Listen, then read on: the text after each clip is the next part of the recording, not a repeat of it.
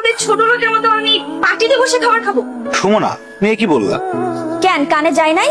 যা শুনছো সেটাই বলছি। ও মা, তুমি যদি ওই পাটিতে বইয়া না খাইতে পারো, আমার ঘরে একটা চেয়ার আছে, অবশ্য পাওটা একটু ভাঙ্গা, তবে তুমি বইসা খাইতে পারবা, অসুবিধা হইব না। স্যার ডাইনা দেই। ভাঙা চেয়ারে বসে সুমনা খাবার খাবে? অসম্ভব। ছি ছি, এসব কি রান্না করছে? এর থেকে তো আমার বাসার কাজের বুয়ারা ভালো রান্না করে খায়। মাকে ভেবে অপমান না করলে হয় না?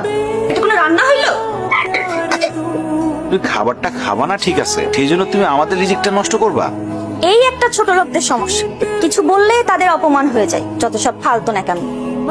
মাথাটা ঠান্ডা করো, বুঝতে পারছি তুমি এগুলি খাইতে পারবা না। তুমি কও তুমি কি খাইবা, সাইফুল হোটেল থেকে আইনা দিই।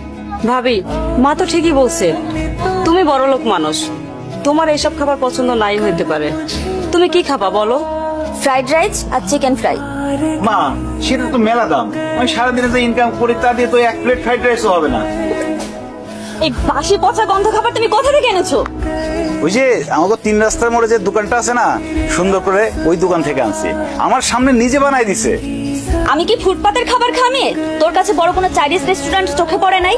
মানে তোকে বিয়ে করছি বলে কি তুই আমার লেভেলটা ফুটপাতে নামে আনছোস? বউ, তুমি তো জানো আমি একজন গরিব সবজির দোকানদার।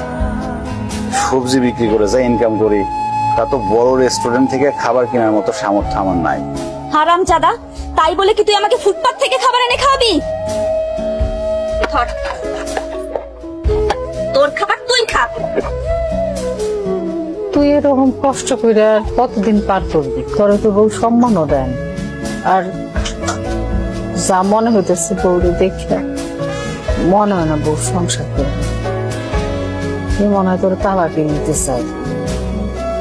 বালিশের পরিবর্তে ইটকে আমি রাখছি যাতে তোমার মাথা ফেটে রক্ত বের হয়। মানে তুমি আমরা খুন করতে চাও? হ্যাঁ করতে চাই, প্রয়োজন পড়লে তাই করব।